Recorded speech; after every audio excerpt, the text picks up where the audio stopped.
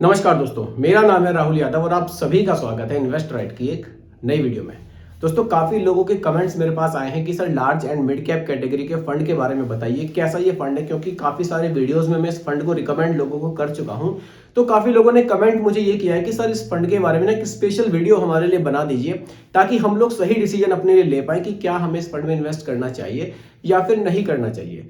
क्योंकि देखिए, मैक्सिमम लोग समझते हैं कि लार्ज कैप फंड अलग है, मिड कैप फंड अलग है। बिल्कुल ऐसा है भी, लेकिन एक category large and mid cap के नाम से भी आती है, जो लार्ज में भी इन्वेस्ट करती है और मिड कैप में भी इन्वेस्ट करती है। आपको दोनों फंड्स अलग अलग लेने की जरूरत नहीं है। यहाँ पे एक ही कैटेगरी में इन्वेस्ट करेंगे और दोनों फंड्स में आप इन्वेस्टमेंट अपना कर सकते हैं। तो ऐसा ये फंड है। फंड कैसा रहेगा आपके लिए, आपकी आज की वीडियो को बहुत ही ध्यान से देखिएगा, क्योंकि एक एक चीज मैं आप सभी को समझाऊंगा बिल्कुल सिंपल भाषा में। चलिए वीडियो को स्टार्ट करते हैं। चलिए पहले कैटेगरी में यहां पर लिख देता हूं, large and mid cap. Large and mid cap, देखिए दोस्तों, अब ध्यान से इस चीज को समझिएगा। मान लीजिए आप किसी लार्ज कैप स्टॉक्स में, लार्ज कैप कैटेगरी के म्यूचुअल फंड में इन्वेस्ट करते हैं, तो वहां सेबी के नियम के अनुसार मिनिमम 80% पैसा लार्ज कैप में इन्वेस्ट करना अनिवार्य होता है।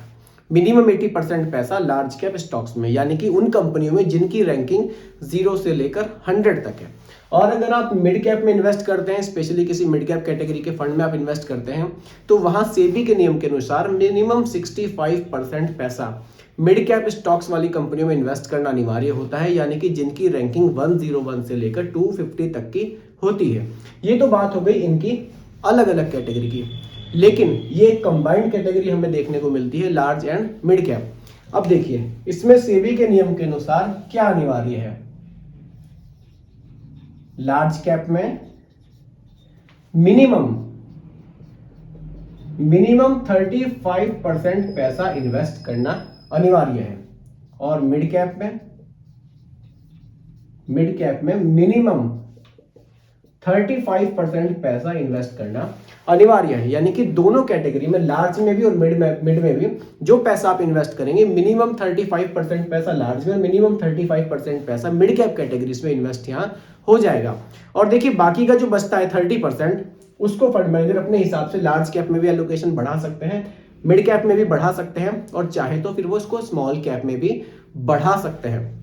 ये मार्केट कंडीशंस के ऊपर डिपेंड करेगा। फंड मैनेजर अपने हिसाब से डिसीजन यहाँ पर ले पाएंगे। अच्छी बात यह है कि आपको बार बार अलग अलग प्लान्स लेने की जरूरत नहीं है। आप एक ही बार एक प्लान में यहाँ इन्वेस्टमेंट कर सकते हैं, दोनों कैटेगरी में आप इन्वेस्ट यहाँ पर कर देंगे। अब एक फंड का मैं यहाँ पर एग्जांपल लूंगा, उससे आपको और भी चीजें क्लियर होंगी कि कैसे कैसे इन्वेस्टमेंट यहाँ पर किया जाता है, कैसी इस फंड की होल्डिंग्स हैं, और अगर हम इसमें एक एसआईपी शुरू करते हैं 2024 से, तो अगले 15-20 साल में कितना रिटर्न हम यहाँ से ले सकते हैं। देखिए, फंड में एग्जांपल के लिए ले रहा हूं SBI large and mid cap. एक एग्जांपल के लिए मैं फंड ये यहां पर ले रहा हूं, SBI large and mid cap. चलिए इस फंड के बारे में थोड़ा सा डिटेल में जानेंगे, कैसा इसका फंड साइज है, कैसी इसकी होल्डिंग्स है, एक्सपेंस रेशियो कितना चार्ज करता है। तब देखिए सही डिसीजन आप अपने लिए ले पाएंगे, क्योंकि फंड के बारे में डिटेल में जानना बहुत जरूरी है। चलिए SBI large and mid cap fund के बारे में हम लोग बात करेंगे। देखिए, फंड साइज की अगर मैं यहाँ पर बात करूं, सबसे पहले फंड साइज देखेंगे, ताकि आपको क्लियर हो जाए कि कितना पैसा लोगों ने इस फंड में इन्वेस्ट किया हुआ है। 17,175 करोड़ रुपए लोगों ने इस फंड में इन्वेस्ट किए हुए हैं। एक्सपेंस रेशियो की अगर मैं यहाँ पर बात करूं, 0.83% का एक्सपेंस रेशियो हमें यहां देखने को मिलता है। देखिए, अगर मैं यहां पर होल्डिंग्स की बात करूं, जैसा कि मैंने आपको बताया, लार्ज एंड मिड दोनों में इसको मिनिमम 35 इन्वेस्ट करना अनिवार्य है। अगर मैं यहां पर होल्डिंग्स की बात करूं, मिड कैप में इन्होंने 42%, मिड कैप में 42% पैसा इन्वेस्ट किया हुआ है, और लार्ज कैप में इन्वेस्ट किया हुआ है 39.54%, और रेस्ट इन्होंने स्मॉल कैप में इन्वेस्ट किया हुआ है। स्मॉल कैप में इन्वेस्ट इन्होंने किया हुआ है 12.73%। इस तरह से पोर्टफोलियो यहाँ पर बनाया गया है। जैसे कि इस फंड में अनिवार्य है 35% पैसा इन्होंने लार्ज कैप में एलोकेशन बढ़ाया हुआ है, यानी कि ज्यादा पैसा आपका इंडिया की टॉप 100 कंपनीज में यहाँ इन्वेस्ट किया गया है। यहाँ पर थोड़ा सा फंड मैनेजर सेफ साइड होकर चल रहे हैं, लार्ज कैप का एलोकेशन सबसे ज्यादा इन्होंने रखा हुआ है। रिटर्न्स की बात कर लेते हैं, देखिए होल्डिंग्स की बात तो कर ही रहे हम इसकी टॉप की होल्डिंग्स भी जरूर एक बार नजर जरूर मारेंगे, कौन कौन सी कंपनियों के स्टॉक्स में पैसा इन्वेस्ट किया गया है। देखिए एचडीएफसी बैंक में, आईसीआईसी बैंक में, एचडीएफसी एसेट मैनेजमेंट कंपनी में, नीट टेक्नोलॉजीज लिमिटेड में, मुथूट फाइनेंस लिमिटेड में, तो काफी अच्छी जगह पैसा यहाँ पर इन्वेस्ट किया गया है। जो फंड सिलेक्शन है काफी बढ़िया यहाँ फंड मैनेजर द्वारा किया गया है, स्टॉक्स में जिनमें पैसा लगाया गया है काफी बढ़िया है। एसबीआई में भी यहाँ पैसा लगाया गया है, कजारिया सेरेमिक्स में लगाया गया है, तो काफी बढ़िया इन्होंने होल्डिंग्स अपनी बनाई हुई है। रिटर्न्स की अगर अब मैं बात करूं, देखिए लास्ट के 5 इयर्स के रिटर्न्स पर एक बार नजर मार लेते हैं। 22.38% के रिटर्न्स हमें देखने को मिले हैं लास्ट के 5 इयर्स के। लास्ट के 3 इयर्स के रिटर्न्स अगर मैं देखूं 20% से भी ज्यादा के देखने को मिले हैं, और अगर मैं सीधा लास्ट के 10 इयर्स के रिटर्न्स देखूं यहाँ पर, तो हमें 17.28% के रिटर्न्स यहाँ पर देखने को मिले हैं। 17.28% के ये रिटर्न्स लास्ट के 10 इयर्स के एक औसत रिटर्न्स की मैं बात यहाँ पर कर रहा हूँ। 2013 से 2023 तक इन 10 सालों में जो एवरेज रिटर्न यहाँ पर निकल कर आया है 17% से भी ज्यादा का आया है, जिसमें कि कोरोना काल भी हमारा बीच में गया है। ये बात हमें जरूर ध्यान में रखनी चाहिए, क्योंकि उस समय पे काफी ज्यादा शेयर मार्केट डाउन हुई थी, हमारे फंड्स ने काफी कम रिटर्न्स उस समय बनाए थे। तो ओवरऑल रिटर्न 17% का लास्ट के 10 साल में हमें यहाँ पर देखने को मिला है, जो कि मेरे हिसाब से इस कैटेगरी के हिसाब से काफी बढ़िया है। अब देखिए अगर आप यहाँ पर एक एसआईपी शुरू करते हैं, मान लीजिए आपने 5,000 रुपए महीना की कोई एसआईपी यहाँ पर स्टार्ट करी, आप बहुत ज्यादा फंड में नहीं जाना चाहते कि मैं इस कैटेगरी में भी इन्वेस्ट करूं, उसमें भी करूं, फ्लेक्सी कैप में, स्मॉल कैप में, मिड कैप में, आपने डायरेक्टली एक large and mid cap fund उठाया और उसमें पैसा अपना इन्वेस्ट कर दिया। अब देखिए यहां पर रिटर्न्स की अगर मैं बात करूं, देखिए 17% से ज्यादा का रिटर्न्स हमें देखने को मिला है।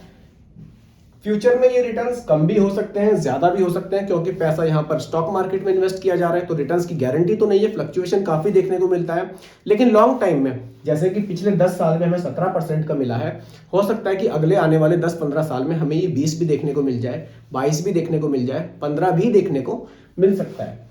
रिटर्न्स की बात करूं, औसत रिटर्न मैं यहाँ पर अगले 15 से 20 साल का, चलिए 15% ही रख लेता हूं, केवल एग्जांपल के लिए मैं यहाँ पर रख रहा हूं, बल्कि 15 में थोड़ा सा कम ही लेकर चल रहा हूं, इससे ज्यादा ही आपको देखने को मिल सकता है।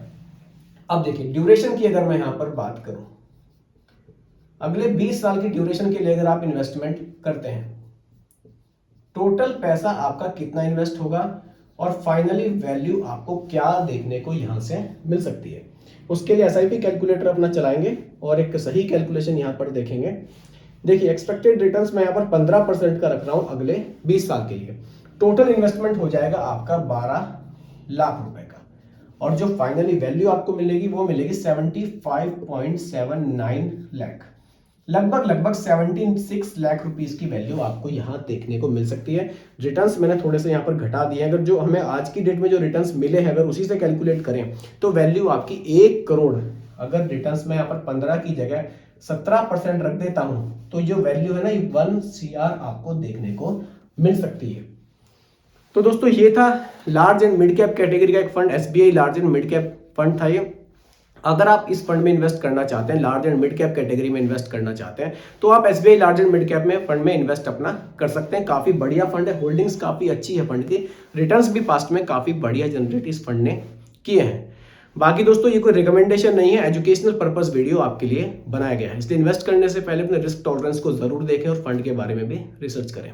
बाकी दोस्तों इन्वेस्टमेंट को लेकर कोई कंफ्यूजन हो, एसआईपी शुरू करनी हो आपको, तो आप मुझे कमेंट कर सकते हैं, रिप्लाई आपको वीडियो के माध्यम से जरूर मिलेगा। बाकी वीडियो आपको कैसी लगी कमेंट में जरूर बताइएगा, पसंद आई हो तो लाइक शेयर भी कीजिएगा, और मेरे चैनल पर अगर आप नए हैं इसको भी सब्सक्राइब आप जरूर कीजिएगा। बहुत बहुत धन्यवाद।